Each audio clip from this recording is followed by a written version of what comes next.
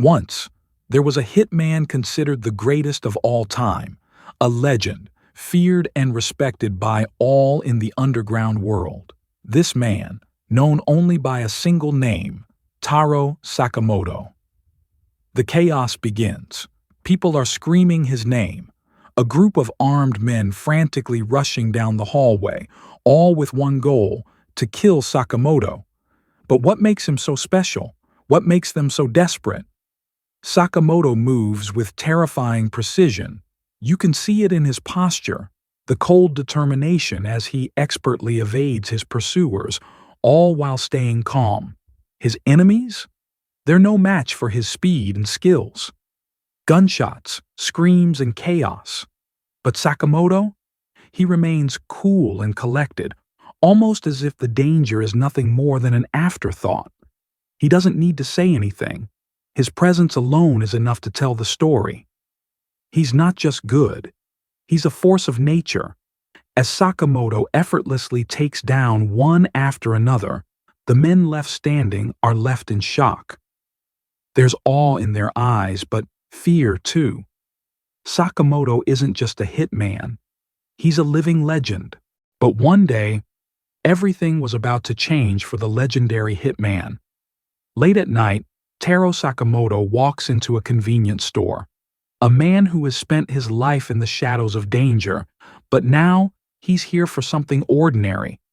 He picks up a basket, a surprising shift for someone like him. As he approaches the counter, a cheerful voice greets him. A young woman with a bright smile welcomes him to the store. Her simple kindness is enough to catch the legendary hitman off guard. In that very moment, something in Sakamoto changes. His calm, cold demeanor cracks. His eyes widen. His mind races. And he realizes it. He's fallen in love. Retirement?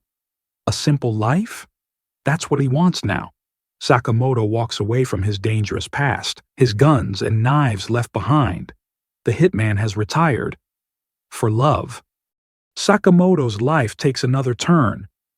He got married. Once a ruthless hitman, now he's embracing a life of love and happiness. And with marriage comes new beginnings. Sakamoto and his wife had a baby. A new chapter in his life. One filled with joy and tenderness. A far cry from the violence of his past. And life continues to unfold. However, with the joys of family life comes a different kind of challenge.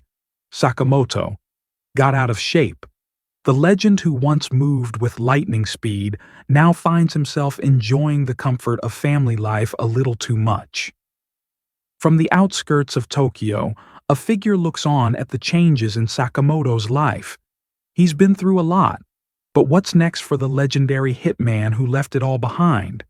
A young voice calls out, "Mr. Sakamoto, I've been looking for you. Who is this new character seeking the legendary hitman?" Inside a convenience store, a figure stands behind the counter. The worker, with a bored expression, calls out, "Watch, mister."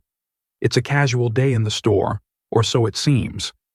Sakamoto's quiet life as an ex-hitman is interrupted when a kid shows up again, asking to watch his incredible skills. The kid is persistent, and Sakamoto's wife, Aoi, can't help but notice how often this kid comes around. But what's this all leading to? Another round, another attempt. "Watch one more time, mister." The kid seems determined to see Sakamoto in action, but Sakamoto, now a retired man, is no longer in his prime. Disaster strikes as the kid's arrow misses the target, causing a mess of spilled items. It's chaos in the store, but the playful atmosphere shows a different side of Sakamoto, now far from the killer he once was. Uh-oh. Sakamoto's peaceful day is about to be interrupted. A new figure appears, and he's looking for the legendary hitman. The confrontation begins. The man grabs the kid, furious about the mess. "Look at my white pants," he exclaims, clearly annoyed. It's a clash of personalities in the convenience store. Meanwhile, Sakamoto's wife, Aoi, looks on in concern. "Oh dear. What should we do, honey?" It's not the peaceful family moment they'd hoped for. Things escalate as the man threatens, "You're dead." He's furious, but Sakamoto's past may not be so easily left behind. And in a flash, Sakamoto's quiet life turns chaotic once again. Sakamoto's old instincts come rushing back as he grabs the man's arm, and a dangerous move follows.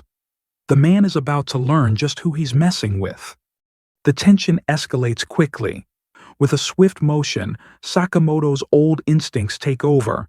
His hand grips the man's neck, the precision of his strike as lethal as ever. The store is drenched in the intensity of his skill.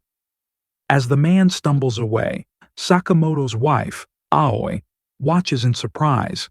She says, "Thank you, mister." But there's a brief moment of hesitation. Porky, Sakamoto responds as if nothing happened. Once the man is gone, Sakamoto reflects on his actions. "Well done," he mutters, almost as if proud. But in a flash, his old self shows through again. "That was close. I nearly offed him." Sakamoto is still the deadly hitman, just beneath the surface. Later, the young man sits alone, thinking over what he just witnessed. "I saw it," he exclaims, piercing the carotid artery with a ballpoint pen. The terrifying skill of Sakamoto is unmistakable to him. But who is this mysterious figure? Finally, the truth is revealed. "It's Shin, the clairvoyant," the young man introduces himself. "It's been a while, Mr. Sakamoto." He's no ordinary foe. Shin is a clairvoyant hitman, and he's come looking for Sakamoto. A calm expression fills Sakamoto's face, but despite his seemingly peaceful demeanor, his old dangerous instincts are always just beneath the surface. In an instant, the tension breaks as Sakamoto slaps Shin across the face. Whop! It's a brutal move, sharp and precise. No more words, just action. Shin, clearly surprised, exclaims, "Why is killing me the first thing you thought of?" His mind-reading abilities aren't enough to predict what Sakamoto is capable of. Outside the store, Shin confirms what everyone's been thinking. So, it's true. The rumors of Sakamoto's retirement as a hitman and his new life running a store are more than just whispers, they're fact. Sakamoto's old friend, now visiting him in the shop, shakes his head. "This is a waste of your skills. And you got fat." He wants Sakamoto back in the dangerous world of hitmen, where he truly belongs. Back in the day, Sakamoto's old friend reminisces about how all the bad guys feared him. But Sakamoto calmly replies, "I won't go back to being a hitman." His legendary past feels like a distant memory. His friend is shocked. "How did this happen? You were a legend." As he tears a piece of paper in frustration, memories of Sakamoto's past come flooding back. Sakamoto quietly eats his meal. "Mind if I smoke?" he asks. He used to survive on field rations, but now he enjoys simple food. His old self feels farther away with each passing moment. His friend can't hold back. "Honestly, you're a shadow of your former self." He's disappointed by the change in Sakamoto. Yet Sakamoto remains unfazed.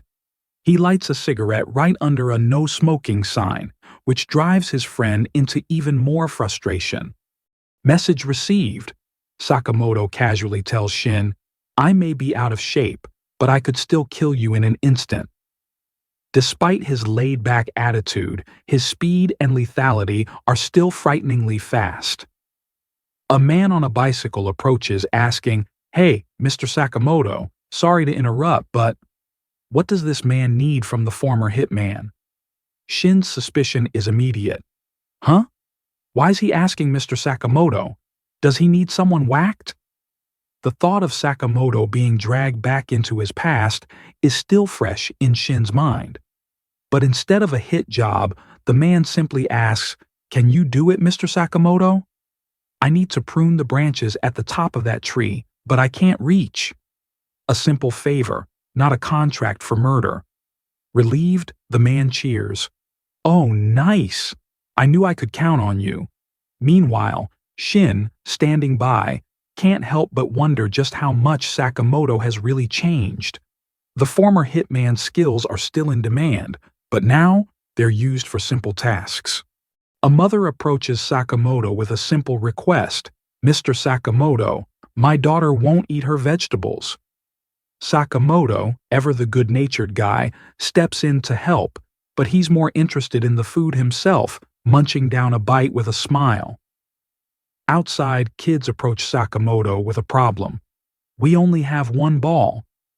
The situation takes a humorous turn when Sakamoto's apron rips as he prepares to solve their issue. Shin, witnessing these events, can't help but feel frustrated. You're the town's jack of all trades. Sakamoto's new life, so far removed from his violent past, continues to surprise everyone. Shin starts to piece things together and blending in with the community. But the realization hits. Sakamoto is concealing his true identity, hiding the deadly hitman beneath this simple facade. Shin, still in disbelief, shakes his head. Mr. Sakamoto, as far as I'm concerned, this new you is a total joke. But Sakamoto is unfazed, continuing to live his life as he pleases. Just as Sakamoto turns to leave, an arrow strikes him in the back of the head. Thwunk. Shin's ready to fight, but Sakamoto's response? I'll be back. Nothing seems to faze him. Stupid brat, Shin shouts, chasing after the kid who fired the arrow. His frustration with Sakamoto's transformation is clear, but there's a touch of humor in his reaction.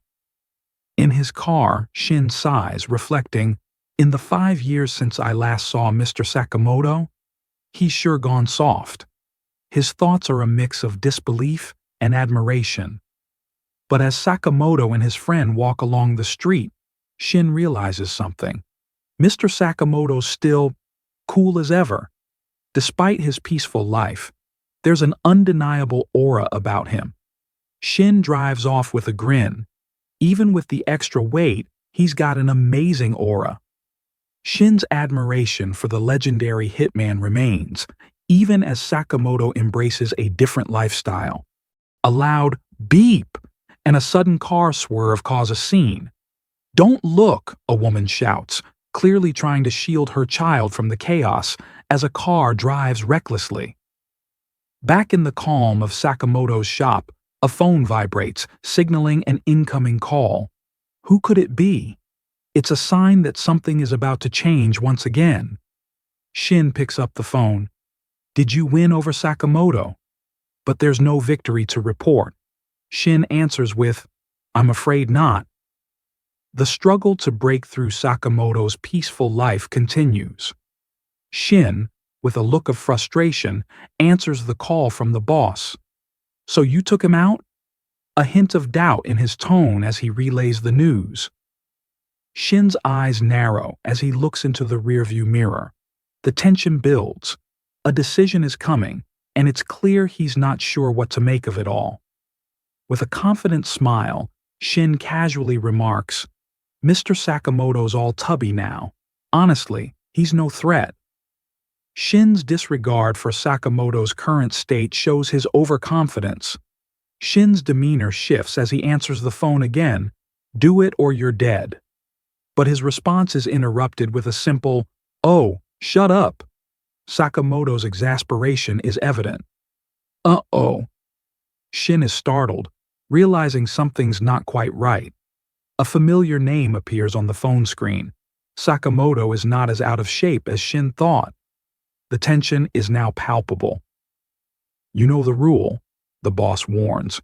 You run out on the organization, you get whacked. Shin's consequences are clear. No one escapes their past. As the threat mounts, Shin is reminded of what happens when you defy the boss. Keep giving me trouble, and I'll have them do you too. The stakes are rising, and Shin has to decide where his loyalties truly lie. Sigh. Shin reluctantly sits in the car, his mind racing with the decision ahead. Guess I have no choice, he mutters, knowing the inevitable call to action is upon him. The silence lingers as Shin stares out the window. His thoughts are clear. If I don't, then someone else will.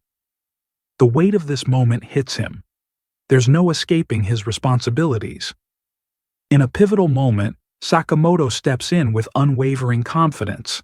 In that case, he declares, followed by a powerful, "I'd rather do it myself." Shin, caught off guard, realizes that the situation is spiraling into something dangerous. Shin's resolve hardens as he clutches his weapon, preparing for the chaos to come. It's time for war. His eyes burn with determination as he readies himself for whatever lies ahead, fully aware of the risks. Meanwhile, a familiar face enters the scene. A young girl eagerly calls out to Shin, "I'm bored. Will you play with me?" But Shin's response is immediate, his mind elsewhere. "Sorry, kid," he replies, unable to focus on anything but the conflict ahead. As the drama unfolds, Sakamoto shows up in his usual calm demeanor, even when facing Shin's tension. "It's time to finish what we started," he seems to say with his unspoken presence. Sakamoto's cool composure contrasts sharply with the looming threats. Shin's frustration boils over. Mr. Sakamoto's still a total joke. His words are laced with contempt, but there's more than meets the eye. Shin's dissatisfaction runs deep, and the story's tension intensifies. As Shin stalks through the streets, he stews in the realization that his former mentor, once a legend, has changed. But just as he's about to make a move, a piercing sound stops him. Thwunk! An arrow hits him from behind. It's a reminder of the danger he's still very much surrounded by. Shin's irritation grows as he dashes forward, seething, "Stupid brat!" His target is in sight, and nothing, not even the playful interruptions of others, will stop him now. Shin, alone in his car, reflects on how much has changed since he last saw Sakamoto. He's sure gone soft, Shin thinks, but there's a mix of sadness and determination in his voice. There's still hope for redemption, but only if he's willing to step up. Whack!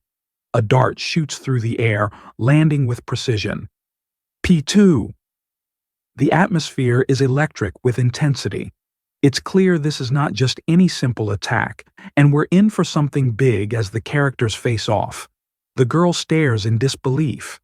He blocked my shot with a cough drop? The unexpected move throws her off balance. What seemed like an easy win is now a question of survival. Her shock is palpable. The chase is on. The girl is now frantic, asking herself, "Where'd he go?" as her shots miss their mark. She's left in the dust, trying to track down a target that's vanished into thin air. Frustration sets in. "I can't read his thoughts," she exclaims, realizing how outmatched she is. The mental game is just as crucial as the physical one, and she's losing. Meanwhile, the man is completely unfazed. He calmly rustles through goods as if nothing is amiss. He's taking this battle in stride, too calm for her liking. Grrrk! The sound of something being gripped tightly breaks the stillness. What's he up to now? Every moment is charged with tension, and the next move could be the one that turns the tide. The girl is on high alert. Her eyes scan the area, desperate to find any clue of where her opponent has gone, but he's playing it cool, and she's getting more anxious by the second. Zwaip! A flash of motion, and the man is moving again, just out of her reach. The chaos intensifies as the room shatters from the sheer force of their movement. She's got to stay on her toes. The girl's determination is evident as she takes another shot, but her opponent isn't fazed. The battle's pace quickens, and every moment is more critical than the last.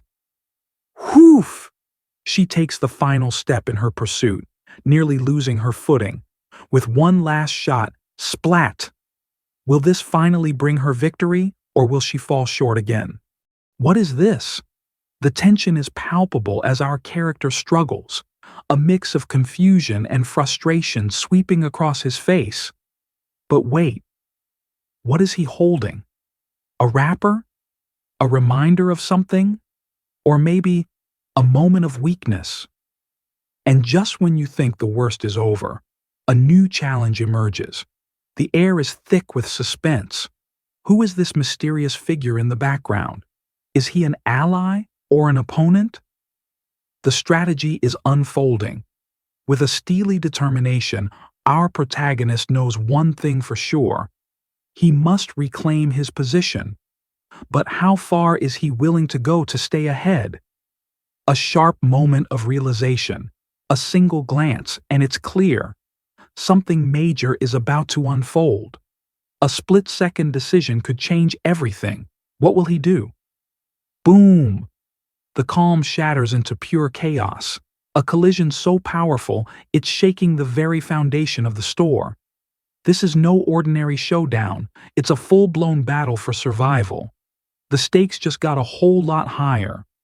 And just like that, defeat. His face says it all, the weight of it all crushing him, as if the fight was never meant to be won.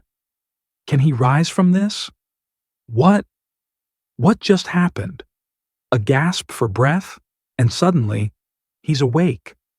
But is this a new beginning or just another cruel twist of fate? A moment of tenderness amidst all the chaos. Their smiles are a beacon of hope, the first sign of comfort after all the turmoil. He's not alone after all. A final glance at the person he's become. Is this who he really is? What has all of this been for? The self-doubt lingers, but so does the will to fight. Where is he? What is this strange, unknown place? The answers are just out of reach, and the questions are mounting. One thing's for sure, the journey is far from over. We start with a funny question: just how much rice should be served? The choices are pretty extreme, and our character is clearly overwhelmed by the options. In the end, they go with the safest choice, regular. But is this really the best decision? Who knows what's hidden behind this meal? Wait a second. Suddenly, there's tension in the air. Could this meal be dangerous? Our protagonist wonders, is it poisoned? But don't worry, our protagonist is ready. They confidently think, I've done plenty of conditioning to resist poisons. So, they push forward. Turns out everything's fine. The food is delicious and warm, just the comfort needed after all that tension. Shin's frustration begins to show as he reflects on the life Sakamoto has chosen now. To protect this humdrum everyday life, he wonders aloud. Is this really the life for a man who once ruled the underworld? Back at Sakamoto's shop, the mood is light. A man, donning a retired shirt, casually thanks Sakamoto for the meal, unaware that the man he's speaking to is no ordinary retired worker, he's the legendary Hitman. As the man leaves, he notices a sign on the shop window, "Please come again." It's a simple sign, but it represents Sakamoto's new life.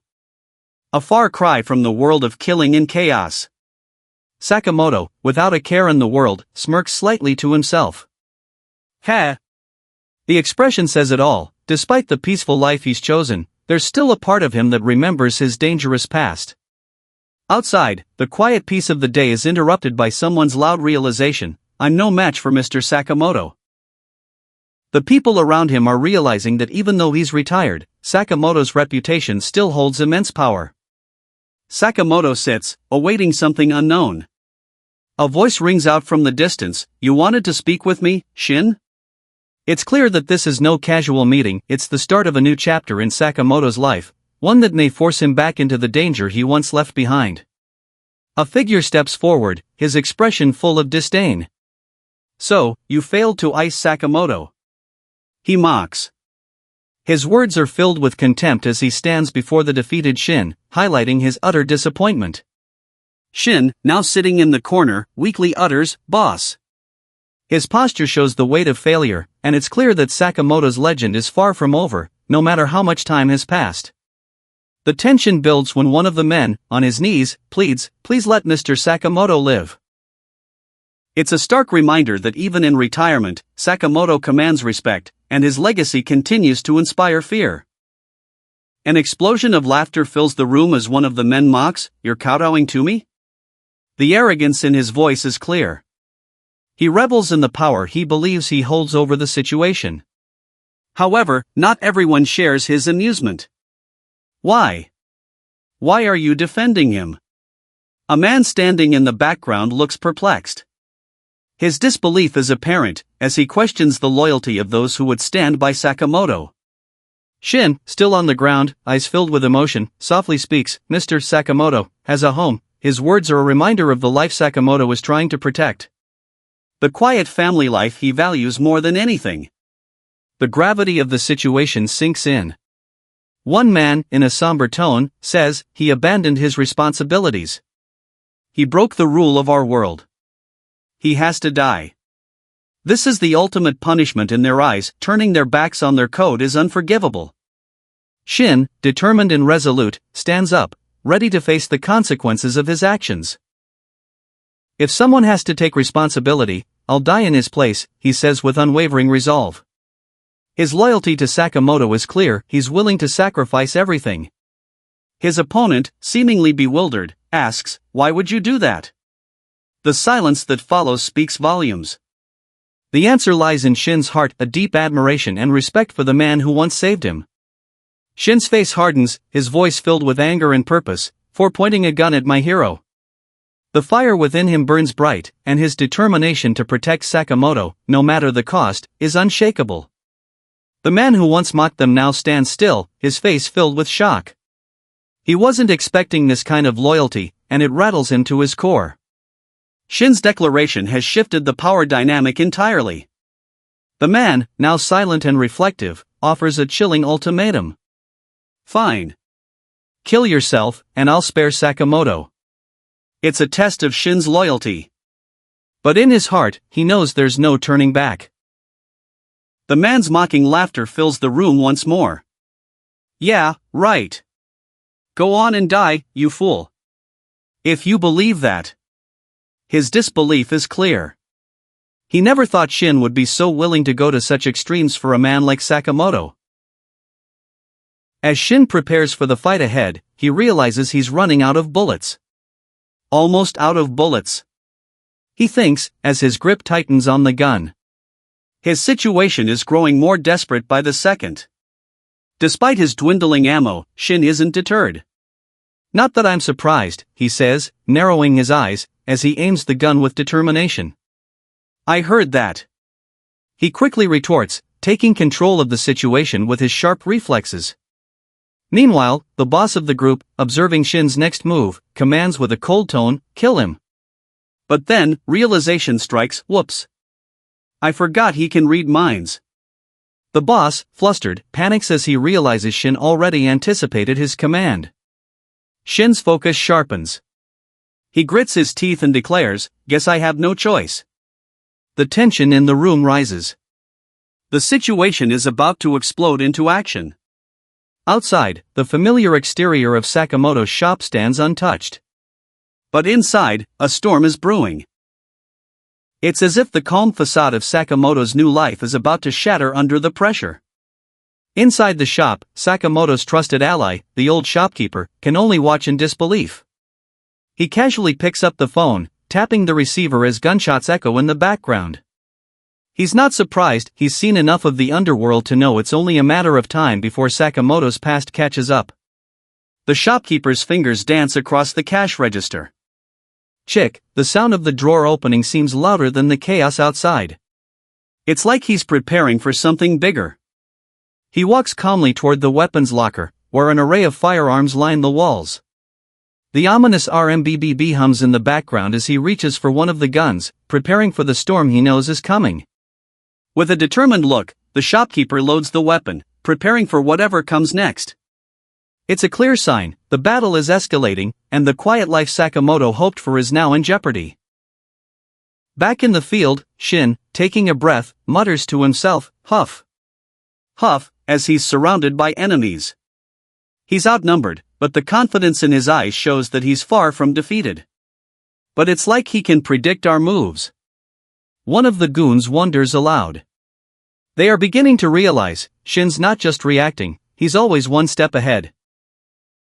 The boss, growing nervous, warns the group, get too close and he'll read your mind. The realization sinks in. Shin's clairvoyant abilities make him a formidable opponent, even more dangerous than they had anticipated. Shin, ever calm under pressure, says to himself, I'll shoot him from hiding. He knows his advantage lies in staying out of sight. With his mind-reading power, he can anticipate his enemy's moves. The trap is set. In a swift move, Shin aims and fires there. He calls out, as 2 shots are fired in quick succession. His precision is unmatched as he moves with deadly purpose. One of the goons is struck down instantly. Blam! The bullet hits its mark, sending the thug stumbling backward in surprise and pain. Shin's accuracy leaves no room for doubt. But things quickly take a turn. Shin himself is caught off guard as a shot hits him. Uh-oh, he mutters, as he falls, injured. His calmness is shaken for a moment, but he continues to fight back, undeterred. The enemy closes in, and Shin finds himself surrounded. The situation is growing more dire as more guns are drawn and pointed at him. Sure. The sound of weapons being cocked fills the air, and Shin is left with few options. Faced with imminent danger, Shin's mind races, realizing the threat is more intense than ever. I'm dead, he thinks, as the weapons are aimed directly at him. Will he make it out of this alive? Just as it seems Shin's fate is sealed, a new force steps into the fray. The shopkeeper, calmly wielding his own weapon, opens fire with precision. Kablam! The shots echo as enemies fall one by one. The shopkeeper's entrance shifts the tides.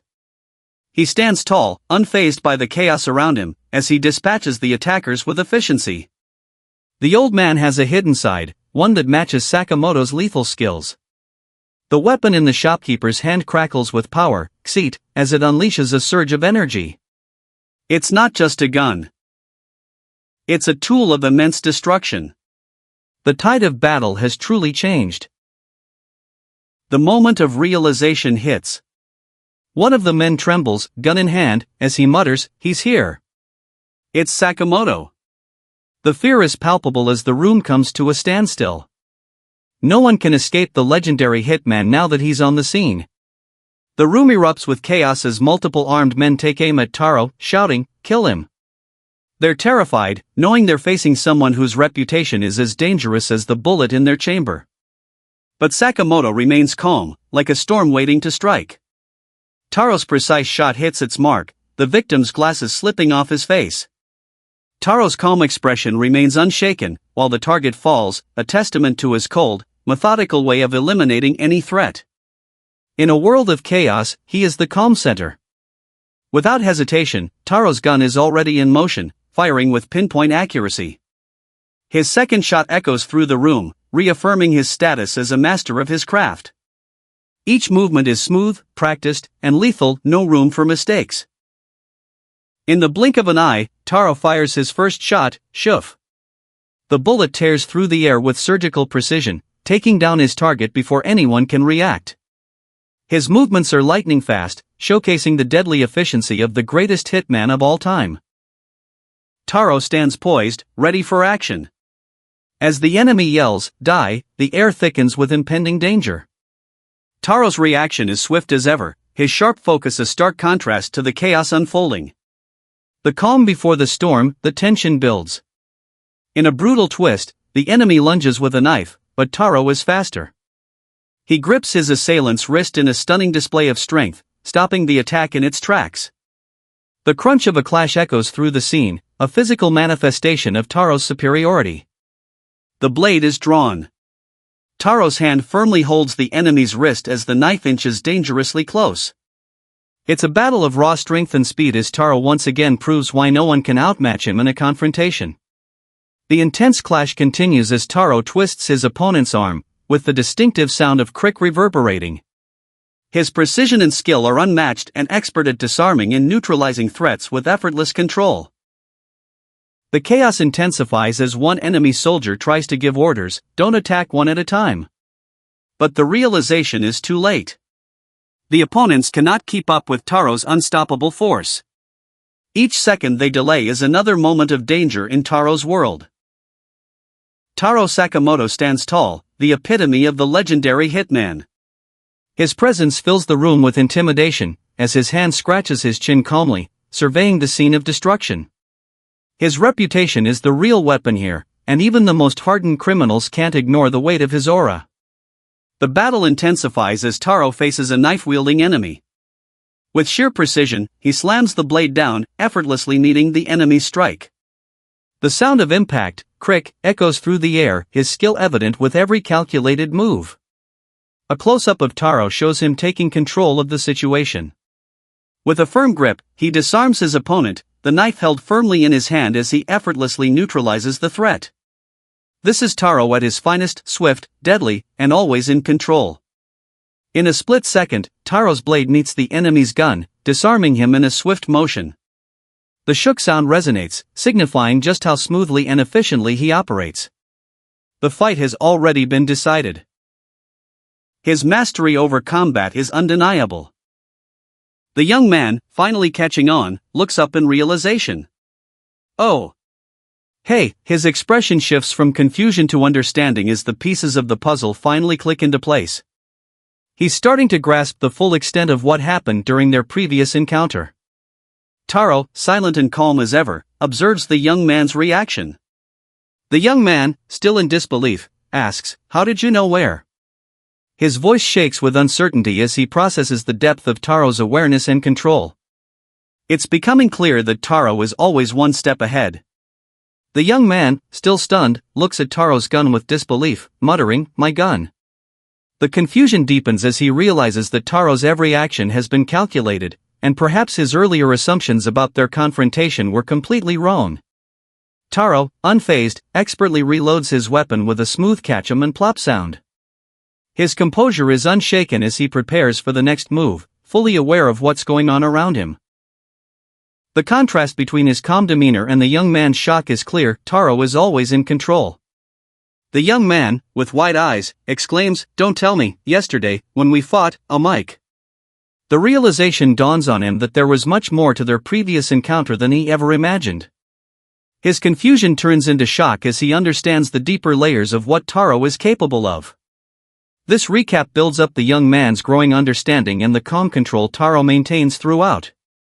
Let me know if you need any more adjustments. The young man, deep in thought, reflects on the situation. He doesn't let his guard down. He doesn't trust me, he realizes. There's a tone of resignation in his voice as he acknowledges the distance and mistrust between him and Taro, marking a shift in how he views their relationship. As the young man processes the events unfolding, he quietly utters, "Mr. Sakamoto," his voice is filled with a mix of awe and uncertainty. Taro's presence looms large in his mind, and the realization of who he's up against starts to fully settle in. With new determination, the young man stands tall and announces, "As of today, I've made a decision." His tone is resolute, signaling a change in his mindset. He's finally making up his mind to act on the knowledge he's gathered, a decision that will shape his future. Looking down at the apron, the young man asks, "An apron?" The object seems out of place in the midst of the chaos, and his confusion only grows as he tries to understand its relevance to the situation at hand. The absurdity of the moment catches him off guard. The young man's confusion is evident as he exclaims, "Huh?" He's uncertain about what's happening and why things are unfolding this way. The strange discovery of the apron further adds to his bewilderment, and he struggles to piece it all together. On the far right, we see Taro Sakamoto speaking with the store manager about his pay. 800 yen per hour, or 850 yen with overtime. Taro, once a legendary hitman, is now negotiating hourly wages and overtime. This stark contrast highlights how far he has come from a dangerous assassin to an ordinary worker in a much simpler world. Next, Taro's face shows a moment of shock. "What?" he exclaims, his eyes wide with surprise. Even though he's now living a peaceful life, moments like this still catch him off guard. His transition isn't seamless, and this reaction shows how out of place he still feels in his new life. We see Taro in the store, sitting behind the counter with his colleague. In the background, a young boy accidentally kicks a basketball into the shop. This moment subtly reinforces that Taro is now surrounded by the normal chaos of everyday life, far removed from the violent world he once inhabited. Taro, slightly irritated, addresses his co-worker who is eating ramen. "I'm wearing a new shirt," he says, his patience thinning. "Could you not eat ramen next to me?" This humorous moment highlights his adjustment to normal life, where small annoyances now seem to trigger his frustration, something far removed from his once cold, calm demeanor as a hitman.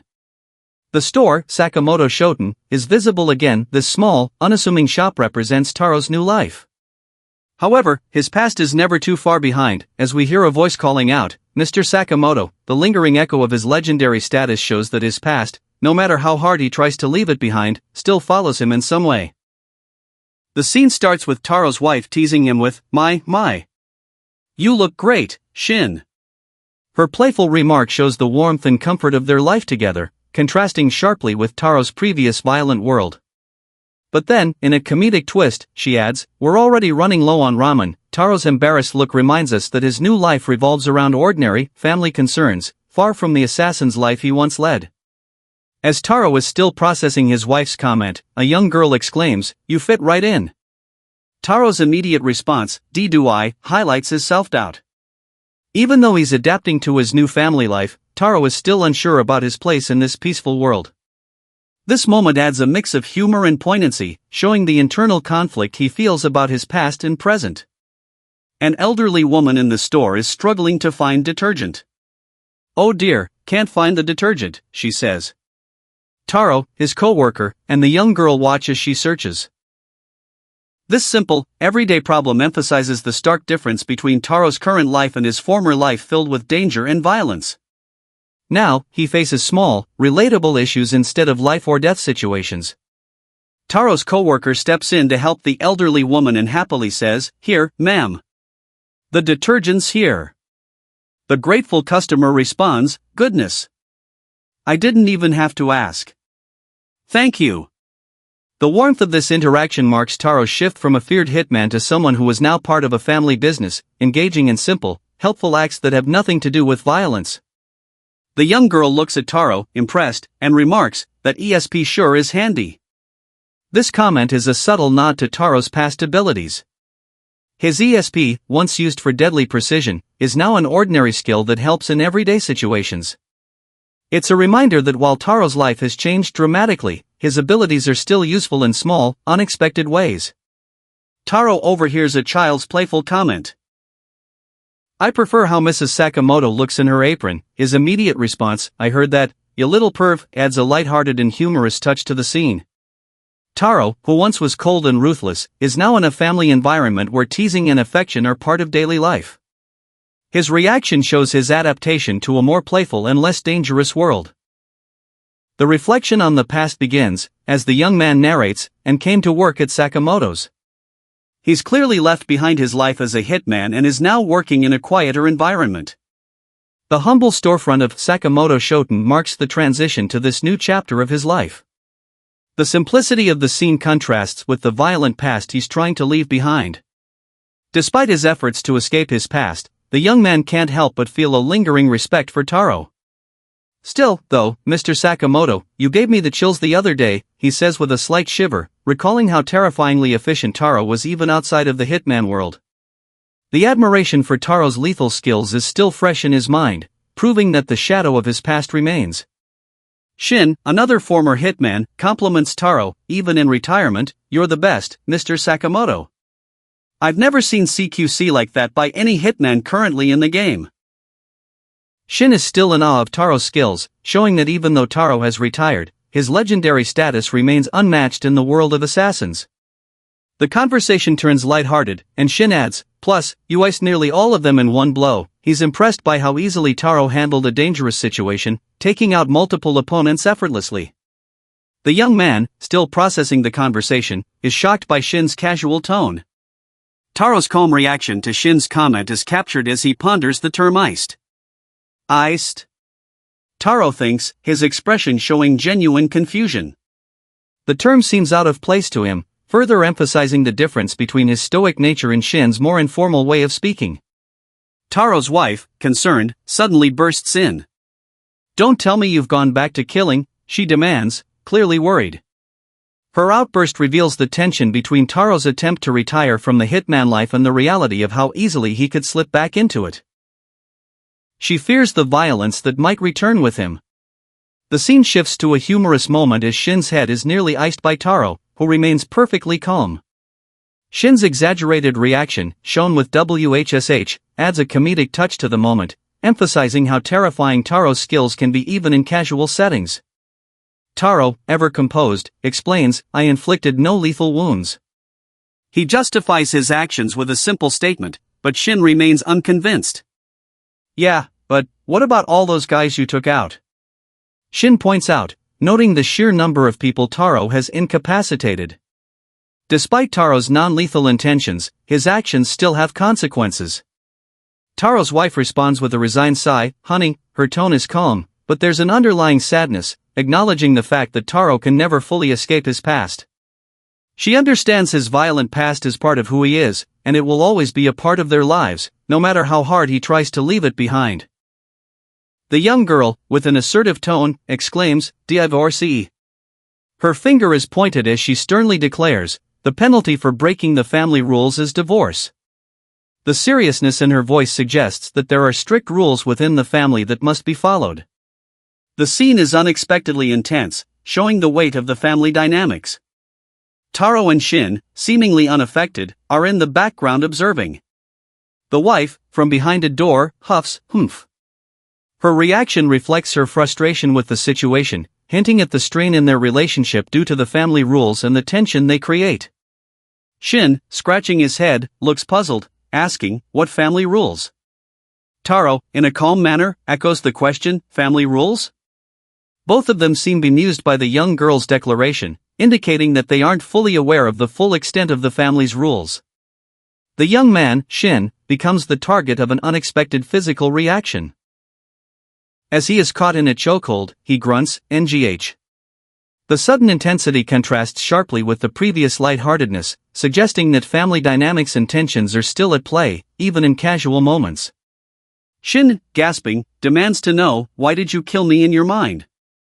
It's a surreal, comedic moment where his thoughts are revealed, and his mind-reading abilities are at the forefront. Taro's wife had seemingly gotten angry with Shin for reading her thoughts, showing the complex relationships and the conflict between family members.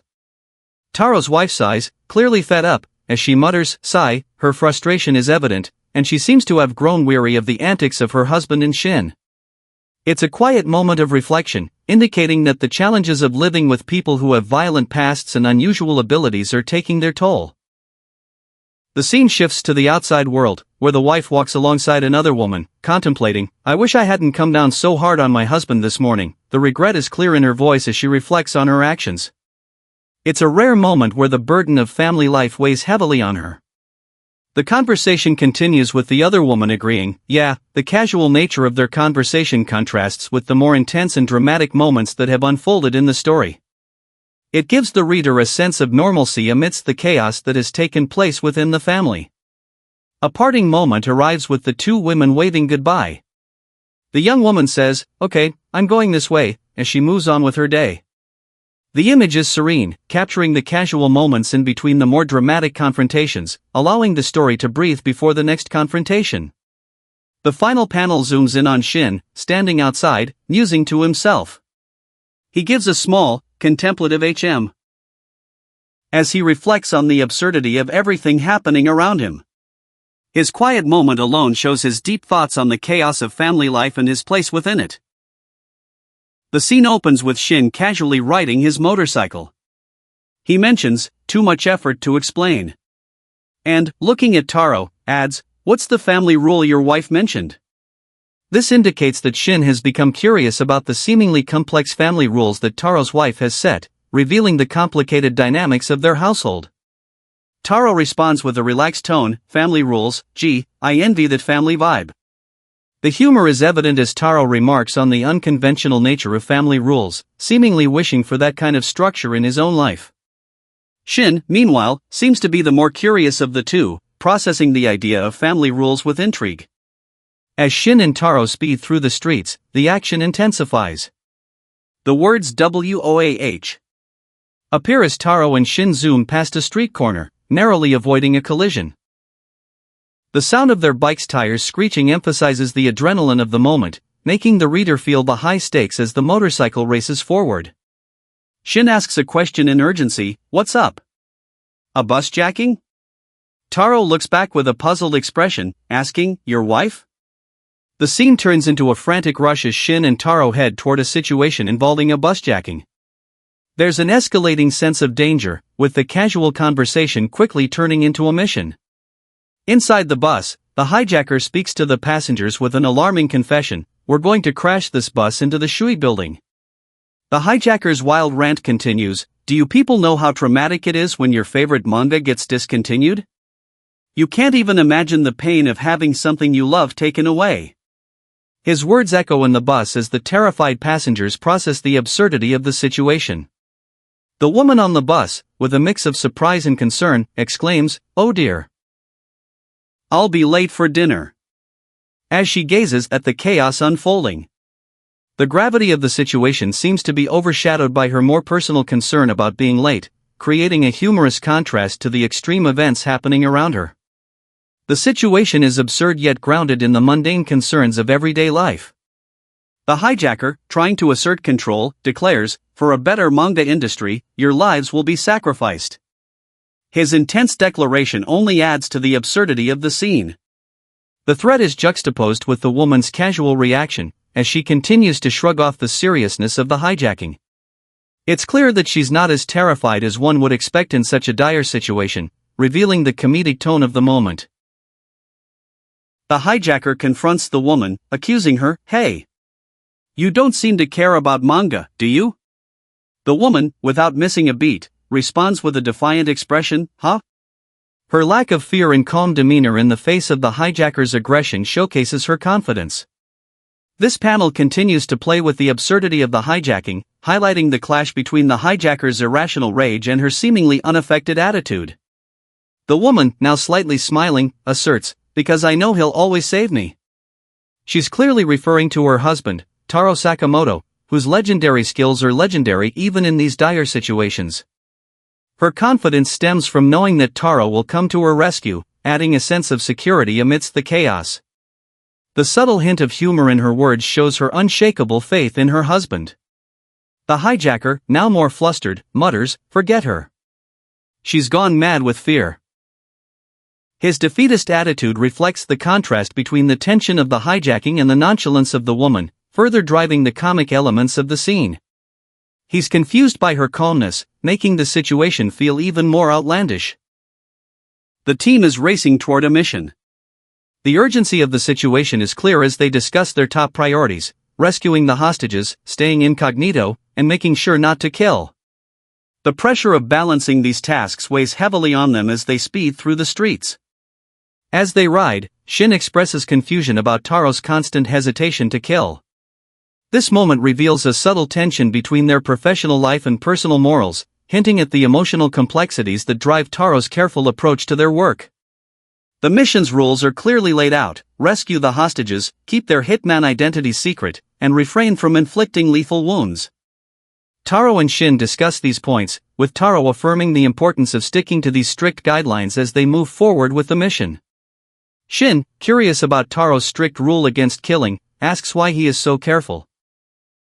This question sheds light on Taro's internal conflict, hinting that there's more to his past and his reluctance than meets the eye. The narrative takes a somber turn with a flashback showing Taro, covered in blood, reflecting on the violent nature of his job. Aoi, his wife, confronts him, accusing him of killing someone.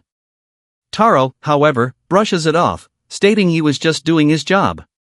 This moment underscores the emotional distance between Taro and his wife. Aoi's disapproval reaches a boiling point. She confronts Taro about his bloodstained gift, refusing to accept it, unable to reconcile with the bloodshed associated with his profession. This moment represents a deep rift in their relationship, rooted in Taro's violent lifestyle. Aoi, hurt and frustrated, tells Taro that unless he changes, she cannot continue to be with him. This powerful statement forces Taro to confront his choices, offering a rare moment of vulnerability for the hitman. After Aoi walks away, Taro is left standing in the snow, pondering her words. His expression reveals a sense of confusion and uncertainty. For the first time, he appears to truly consider the cost of his actions and their impact on those around him. The next scene shows Aoi walking away, leaving Taro standing in the distance, lost in thought.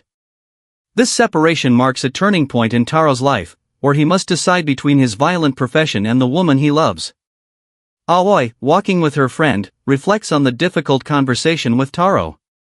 Her feelings of disappointment are palpable, but she also shows a sense of clarity in her decision. She cannot be with him if he refuses to change, symbolizing the emotional toll Taro's profession has on his personal life.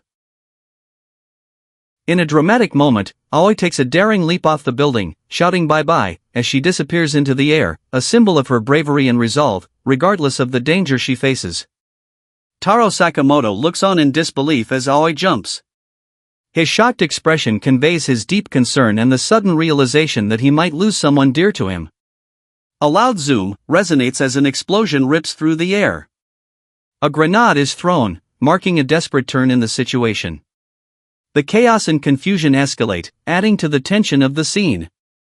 Just as Aoi begins to fall, Taro jumps into action. With impressive speed and precision, he grabs her midair, preventing a tragic fate. This heroic moment solidifies his role as a protector. As they descend from the building, the impact of the fall is softened by the snow, creating a moment of relief. However, their desperate journey isn't over. The danger is far from behind them. Aoi lets out a relieved yet frustrated cry, exclaiming, "Thank goodness for the snow." She thought she would die, but the snow saved them from the deadly fall. Taro, calm as ever, watches the scene unfold. Taro, now facing this situation with his usual composed demeanor, addresses Aoi, confirming what just happened. His detached tone contrasts sharply with the chaos surrounding them, making the moment seem all the more intense. Aoi confronts him with a burning question, "You would have been sad if I had died, right?" Her vulnerability is clear as she looks for reassurance, desperately hoping for Taro's emotional response.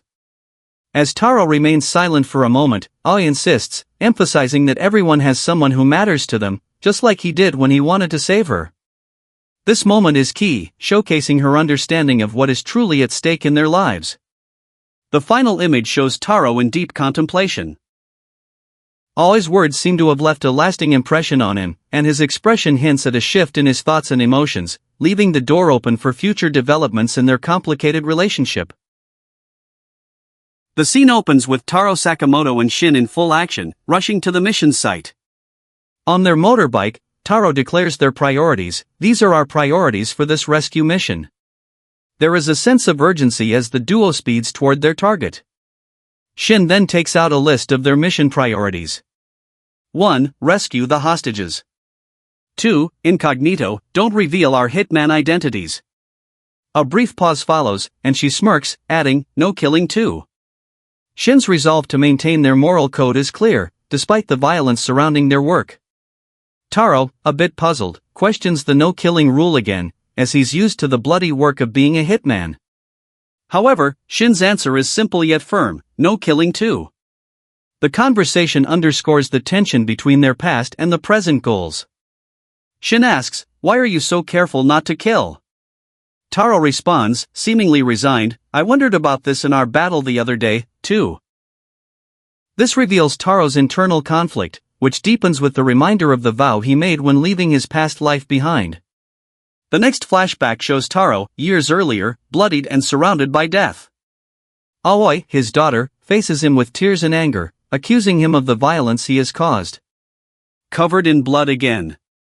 In other words, you killed someone." This image highlights the emotional stakes for Taro and Aoi's evolving relationship. Aoi continues to push Taro's conscience, demanding that he stop his violent ways. "How can you do something so awful?" she exclaims, rejecting any gifts from her father, seeing them as tainted by the bloodshed he's caused. Taro is left conflicted, unable to reconcile his violent past with his desire to keep Aoi in his life. After a moment of reflection, Taro stands still, lost in thought as Aoi walks away. His dilemma becomes more apparent as he faces his daughter's rejection, symbolizing the deep internal struggle he faces between his bloodied past and his attempts at redemption. In a moment of revelation, Aoi turns back, softening her stance. "If you won't change, then I can't be with you." The words carry weight, but they also reflect a deep love and hope for Taro to change, as she reaches out to him for reassurance. This marks a pivotal moment in their relationship. Taro, moved by her plea, promises to do better, his commitment to change becoming clearer as he kneels before her. "You'll devote yourself to helping people instead," she continues, reiterating her wish for him to make up for the lives he's taken. It's a poignant moment of father-daughter connection, where Taro begins to understand the true cost of his past. In the final moment, Aoi's voice carries a hint of humor, as she playfully recalls the reckless nature of her actions. "That was pretty reckless of me." Taro chuckles, showing how much his life and his relationship with Aoi has shifted since he left his hitman life behind.